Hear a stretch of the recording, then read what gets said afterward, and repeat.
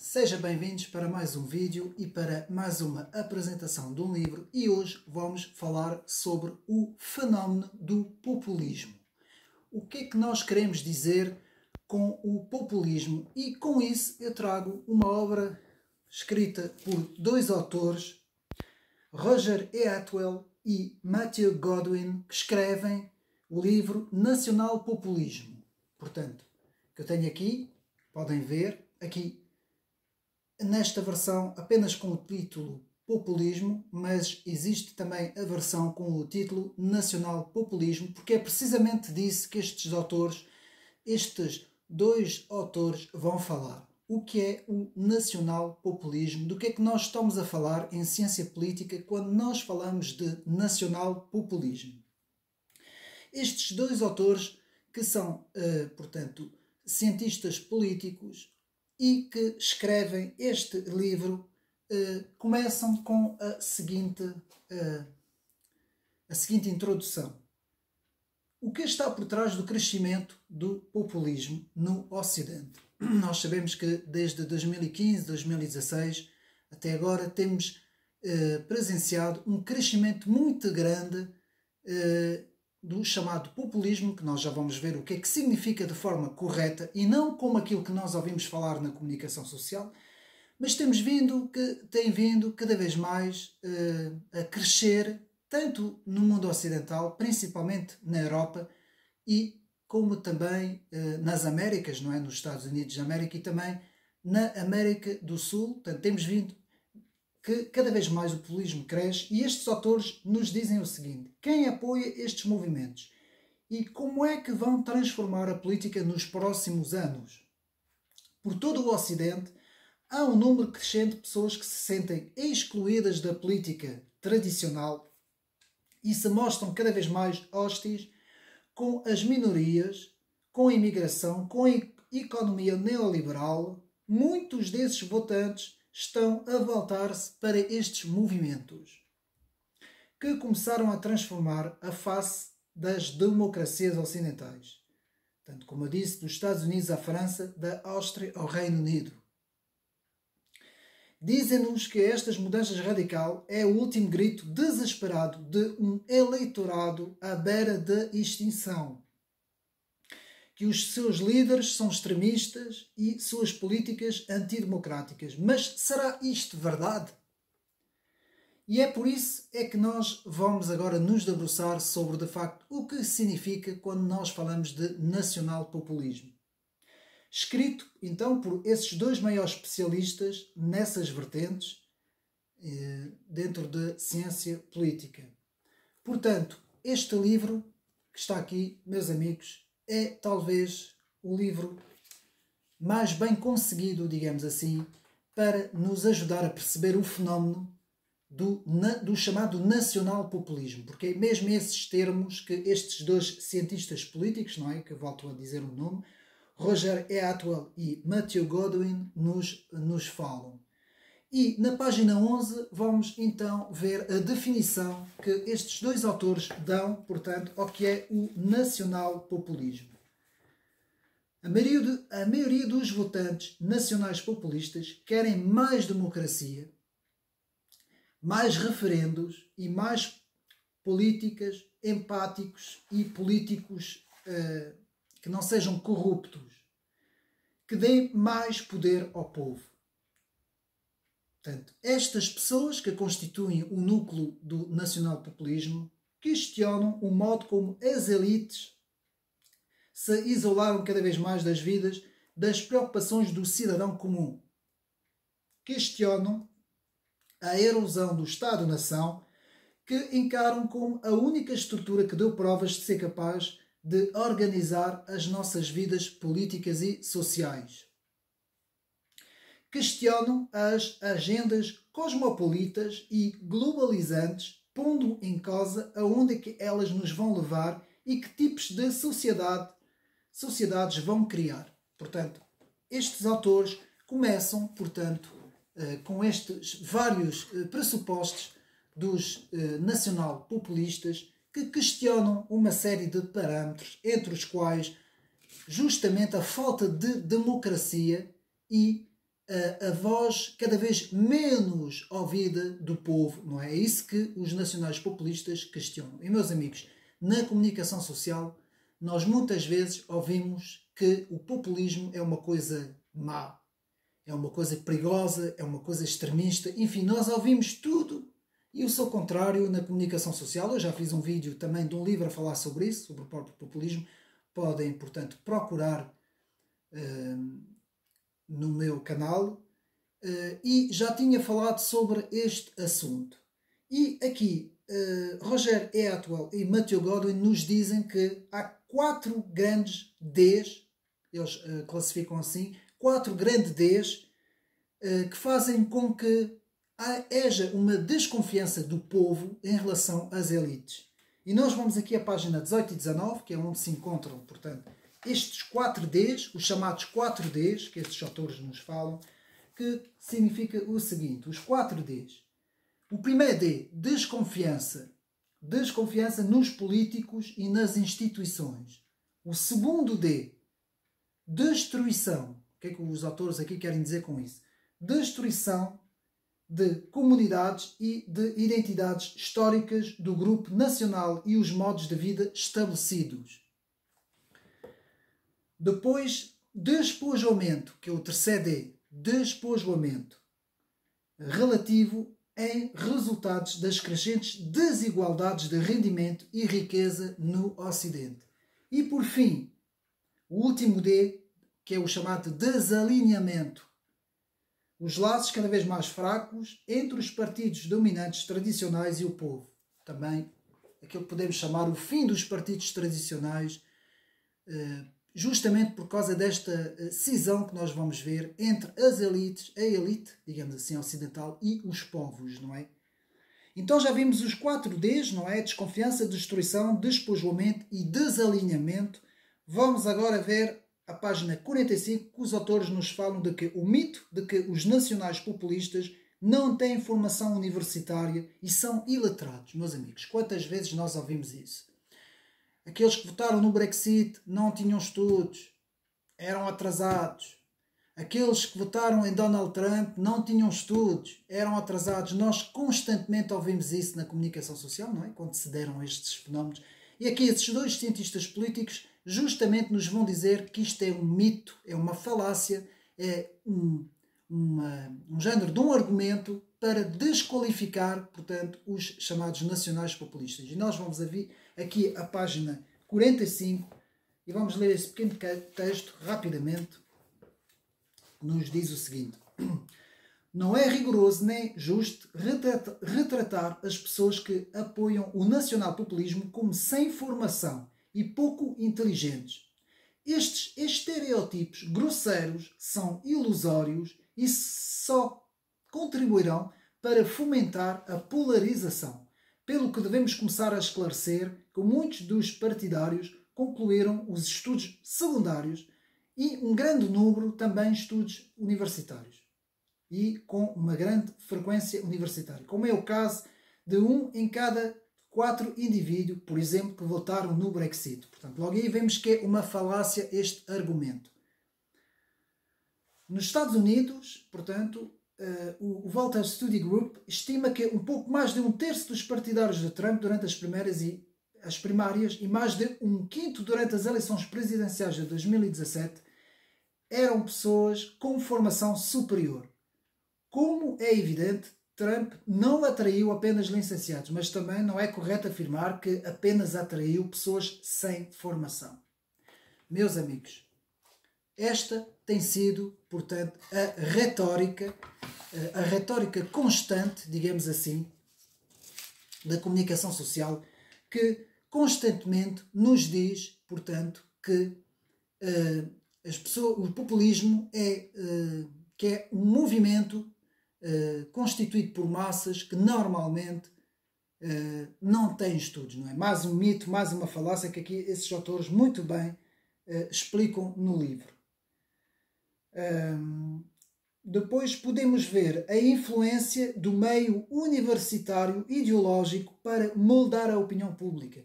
Estes autores explicam-nos aqui na página 47 que muitas vezes nas universidades as pessoas entram em termos normais, não é? Praticamente sem ideias definidas, e muitas vezes se inclinam para as políticas de esquerda e de extrema esquerda justamente por causa do ambiente. E é isso que ainda cria um fosso maior entre o nacional-populismo e as elites. Porque sabemos que uma grande parte das pessoas que vão frequentar o ensino universitário vão ser as futuras elites, não é? Dominantes. E aqui vamos ver então o que os autores nos dizem na página, portanto, 47. Portanto, vemos o seguinte. Muitos demonstraram que é a experiência da educação universitária propriamente dita que faz toda a diferença. A necessidade de deixar o lar e ir para a faculdade chega numa fase de formação das nossas vidas, quando, de um modo geral, somos jovens adultos impressionáveis que ainda estão a tomar partida em relação ao modo como encaramos o mundo. A socialização, o debate, a partilha de experiência de vida num ambiente repleto de alunos e professores liberais de esquerda, de experiência de vida num ambiente repleto de alunos e professores liberais, como eu disse, portanto, as incentiva a moldar jovens e a moldar uma mentalidade mais de esquerda em termos culturais, o que continua a influenciar o pensamento muito depois de concluídos estudos. É evidente que a formação universitária, portanto, não é toda a explicação, mas influencia bastante o indivíduo. Esta é uma das principais causas das universidades bombardearem os alunos com teorias e ideias de esquerda e de extrema esquerda. Que é isso que acontece e é isso que esses dois autores, Roger Atwell e Matthew Godin, nos explicam. Depois aqui vamos, portanto, as verdadeiras preocupações que estão por trás dos nacionais populistas aqui, que são preocupações sociais e culturais, na página 48. Vamos agora ver aqui, portanto, na página 48, e podemos ler o seguinte. Muitos escritores, sobretudo os da esquerda liberal, têm dificuldade em perceber que as pessoas podem de facto desejar coisas como menos imigração, fronteiras mais fortes, menos subsídios para quem não trabalha, não é? Menos impostos e menos, portanto, destruição de valores. E também mais devolução de mais poderes ao Estado-nação pelas distantes instituições internacionais, meus amigos. Página 48. E é tudo o que nós temos visto que está a acontecer. E é por isso que esses fenómenos no mundo ocidental crescem cada vez mais os partidos populistas. Porque há, de facto, cada vez mais um fosso entre as elites, as chamadas elites políticas e tecnocratas e, portanto, as populações, o povo, não é? Digamos assim. Depois então temos na página 63 as ideias do nacional-populismo, que é mais ou menos isso, não vamos ler. Depois na página 64 e 65 temos todo o historial do nacional-populismo nos Estados Unidos e na França, muito interessante aqui neste livro, feito por estes dois autores. Depois temos os 3 pilares do nacional-populismo, na página 66, 67 e depois na página mais para a frente, 85, em que podemos ver a vontade popular, pessoas simples e vulgares e elites corruptas e distantes, não é? Que são uma das 3 principais ideias que reivindicam, portanto, os nacional-populistas. E vamos aqui até ver na página 85, rapidamente. E lemos o seguinte. Ainda que o populismo seja muitas vezes monopresado como um simples estilo, defendemos que se trata de uma subtil ideologia de direito próprio, baseada em 3 valores fulcrais. Uma tentativa de dar ouvido ao popular e agir em conformidade. 2. O apelo de defender os interesses de pessoas simples e vulgares, como eu disse. 3. O desejo de substituir as elites corruptas e distantes. Portanto, isso é mais ou menos o que nos dizem esses 2 cientistas políticos. Depois, na página 74, diferenças entre o populismo, fascismo e socialismo, meus amigos. E é aqui que é importante também vermos as diferenças entre o socialismo, o fascismo e o populismo, para vermos que o populismo nada tem a ver com o socialismo, nem nada tem a ver com o fascismo. Aqui muito bem, também aqui exposto por esses 2 autores. E vamos agora ver algo interessante que os autores abordam de forma superficial, mas que eu já tinha falado no livro O Fim da Esquerda e da Direita, o que é o populismo do cientista político Alain de Benoist, não é? Cientista da nova direita francês Alain de Benoist, que nos explica o eixo vertical em relação ao eixo horizontal. Meus amigos, nós tínhamos um eixo horizontal com o cursor no meio, que ia mais ou menos para a esquerda e ia para a direita, conforme o eleitorado se posicionava em termos de voto, não é? E conforme a posição normalmente pelos partidos políticos. Acontece que as coisas agora estão muito diferentes. E porquê? Porque quando alguém diz assim, eu sou da direita, isso não traz suficiente informação. Ou então, eu sou de esquerda. Ok, mas por exemplo, eu vou dar um exemplo. Eu sou da esquerda, está bem, mas você é esquerda a favor da União Europeia, contra a União Europeia? Você é de esquerda, é soberanista, é a favor globalista, por exemplo? Você é esquerda, mas é cristão? Você é de esquerda, mas não é cristão? Você é de esquerda, mas é mais liberal, mas é mais socialista, mas é mais de Estado, menos Estado, está a ver? E tanto que se diz de esquerda ou de direita. Ou seja, alguém dizer eu sou de esquerda ou sou de direita não traz informação suficiente. E o que estes autores e também o cientista Alain de Benoist nos explicam é que existe agora outro eixo que, em vez de ser horizontal, é um eixo vertical que posiciona em cima o globalismo das elites e em baixo o populismo dos povos. Então isto prefaz globalismo-populismo. Este eixo vertical já nos dá uma visão mais, digamos assim, mais completa. Se um indivíduo se posiciona em favor de mais globalismo e de tudo o que vai com isso, não é? Que são várias situações, não é? Ou então se posiciona como sendo mais populista, mais soberanista, mais a favor do Estado-nação, mais a favor de valores tradicionais, valores conservadores, menos liberal, menos progressista, que geralmente estão em cima, não é? São os globalistas. Portanto, este eixo vertical nos dá uma visão muito maior e eu creio que no início do século XXI este eixo horizontal, que ainda existe, atenção, eu não disse que não existe, entre a esquerda e a direita, se posiciona agora em termos vertical com o globalismo e o populismo. Portanto, seguimos para a frente em que vemos na página 83, portanto, a preferência nacional não é discriminação. Segundo o filósofo de Oxford, David Miller, na página 83, não sei se vou ter tempo de ler, que nos diz aqui que, de facto, quando nós optamos pela uma posição nacional do Estado-nação, não quer dizer que seja de discriminação. Aqui, a este respeito, concordamos de maneira geral com o filósofo de Oxford, David Miller, que defendemos o direito de os Estados controlarem as respectivas fronteiras e excluírem a imigração ilegal com base nos seus objetivos em termos de comunidade e preferência. Que os autores aqui dizem que não é nenhum mal ter essa preferência. Esse filósofo de Oxford ainda continua. Miller defende que a responsabilidade básica do governo é maximizar os serviços sociais para os seus cidadãos e dar ouvido aos seus desejos.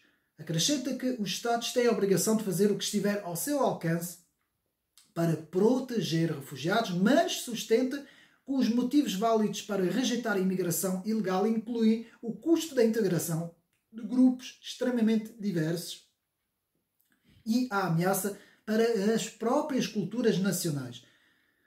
Acrescenta que essa imigração que são recebidos têm a responsabilidade de se integrarem nos países de acolhimento. É exatamente isso que nos dizem esses dois cientistas políticos, não é? Indo mais rápido, temos muita coisa. Ainda temos a referência do outro filósofo, Colin Crutch, que nos fala da era pós-democrata. A era pós-democrata, na página 91 e 92, em que é uma frase rápida, vamos ler, e este filósofo, portanto, Colin Crutch, nos diz, em meados do século XXI, até nas democracias desenvolvidas, académicos como Colin Crutch defendiam que chegará a era da pós-democracia. E o que é que o autor quer dizer com isso? Onde o poder mudará para pequenos círculos de elites que operam por detrás de uma fachada democrática. É exatamente o que se está a passar. Fantástico. Página 92. Este livro é muito bom. Estes autores nos explicam de facto o que é que se passa, não é? Depois temos uma breve história de toda, digamos assim, da democracia, que estes autores nos falam, uma breve história da democracia e também em comparação com o crescente populismo, desde a história da democracia liberal, da Magna Carta de 1215, da Guerra Civil Inglesa de 1642-1651 e a origem do constitucionalismo britânico na página 95. Ainda temos a referência às duas guerras mundiais do século XX, na preparação de uma governação mundial, segundo estes autores, de uma preparação de uma elite completamente desfasada dos povos, que criou as instituições como o FMI, a ONU, a Organização Mundial do Comércio, a Comunidade Económica do Carvão, não é? No início dos anos 80. Na página 100 temos aqui tudo. Depois temos a preferência da nação, não é racismo, na página 154, muito interessante. Depois temos então na página 158 mudanças hiperétnicas na Europa até 2050. Muito bem. Aqui estes autores nos falam do tecido demográfico, as grandes mudanças que vão acontecer na Europa por causa da taxa demográfica também e da chamada imigração para a Europa. Muito bem feito também, estes autores nos falam. E depois faz uma referência muito interessante ao livro de Christophe Guillouis, A França Periférica. Atenção, meus amigos, eu vou fazer a apresentação brevemente deste livro. Retenham o nome. A França Periférica, de Christophe Guillouis, que é um livro muito importante. É um sociólogo francês que fez um trabalho interessante sobre a França Periférica, explicação do fosso entre a França Periférica e as grandes cidades. Portanto, estejam atentos no meu canal que eu vou fazer a apresentação deste livro. E por fim, na página 199, o fenómeno do desalinhamento, o fim dos partidos tradicionais. Eu aqui quero dizer uma palavra. Na página 199, os autores nos falam do que é que está a acontecer com os partidos tradicionais. Por exemplo, em França, o Partido Socialista, que desapareceu completamente. Aqui, os nossos partidos de esquerda, por exemplo, PCP, Bloco de Esquerda, que estão a desaparecer completamente, e o próprio CDS, que desapareceu. O próprio PSD está em queda, não é? E o próprio PS prevê-se que daqui a uns anos também ele venha a desaparecer. Porquê? Porque são justamente os partidos populistas que estão a crescer. E nós temos estado a ver aqui, falando de Portugal, o fenómeno Chega, que cresce a cada dia. Porque o descontentamento das pessoas é cada vez maior. Prevê-se que talvez daqui entre 5 a 10 anos o Chega, o Partido Chega português, possa vir a ser um dos principais partidos da República Portuguesa, não é? Ou se não o primeiro partido, não é? Segundo também estatísticas, não é? A continuar estes movimentos populistas a subir, digamos assim, na Europa. Depois temos a nova esquerda identitária ou a revolução silenciosa no Ocidente, página 205, e estes autores nos dizem que porquê que as pessoas estão a deixar de votar na esquerda? Isto em toda a Europa. Porque os novos partidos, a nova esquerda, está-se a refugiar em temas identitários, temas wokistas, temas muito progressistas, que já nada dizem respeito à preocupação das pessoas. Porque, meus amigos, a preocupação das pessoas é o emprego, é as famílias, é o trabalho, é o modo de vida. É isso que as pessoas estão... As pessoas não estão preocupadas com teorias de géneros, com coisas completamente alucinadas que esta hiper nova esquerda traz no debate, não é? E o que é que isso tem feito? Justamente, meus amigos, isto tem criado um fosso cada vez maior entre o chamado trabalhador, o antigo operário, que era marxista nas suas bases, as pessoas que trabalham, a classe média também, não é? Que cada vez mais se está a afastar destas visões extremistas e também por isso é que, de certa parte, o próprio Partido Comunista Português tem recuado muito em relação a esses temas da nova esquerda, porque o seu próprio eleitorado não se revê nessas coisas, não é? Nessas digamos assim, divagações, digamos assim, não é? De mudanças da própria identidade, de todas essas coisas que nada diz respeito às pessoas hoje em dia, não é? Então depois temos, por fim, a experiência de um nacional populista, na página 236, como conclusão, eu faço questão de ler isto, portanto faço questão de ler essa parte final. em que nós vamos ver a experiência de um nacional populista, nas palavras de, portanto, Roger Ewalton e Matthew Godwin, que nos escrevem o seguinte: embora os apoiantes do nacional-populismo tenham muitas vezes experiências de vida diferentes, se sentassem para beber uma cerveja ou um copo de vinho e discutir políticas, teriam muitos pontos de convergência. Partilham a mesma perspectiva que foi moldada pelas suas experiências em termos de educação, valores e preocupações relacionadas com a perda social e cultural, não apenas em termos do que tal significa para eles mesmos, mas também para o seu grupo mais amplo. Sem dúvida, concordariam com a necessidade de retaliar contra o crescimento dessa nova esquerda e da política de identidade liberal que desapontou durante os anos de 1960.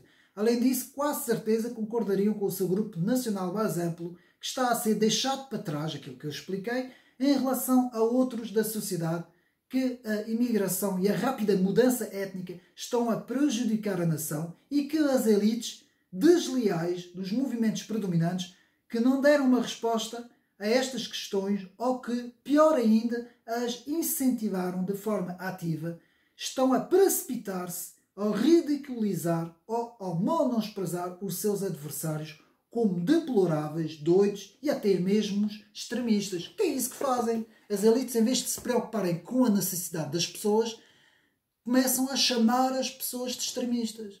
Que é exatamente isso, meus amigos, que tem vindo a acontecer. Portanto, estes dois cientistas políticos, sociólogos da política, digamos assim, nos dão uma visão do que é que poderá ser a Europa daqui 30, digamos assim, 20, 30 anos, se tudo continuar na mesma direção. Meus amigos, os povos não estão contentes. E há vários livros, rapidamente, que nós podemos, que falam sobre isso. Alguns livros, quase todos franceses, não é? Porque, como eu mais uma vez explico aqui no canal, há muita coisa interessante que sai em França em termos de ciência política, nestes temas. E nós temos, por exemplo, um livro muito interessante que fala do mesmo que estes dois autores, de Olivier Moulin, O Populismo ou a Morte, que é o título, de Populisme ou la Mort. Não é? Vou fazer a tradução em português. Depois temos o grande André Berkoff, da Sud Radio, que nos faz emissões muito interessantes em França e que tem um livro bastante interessante, Le Retour des Peuples, O Regresso dos Povos. Um livro a ter em conta, O Regresso dos Povos. Depois temos o grande Patrick Buisson, um dos ideólogos da direita francesa, e que escreveu um livro muito interessante, há uns aninhos, mas que continua muito atual, que é La Cause des Peuples, a causa dos povos, La Cause des Peuples.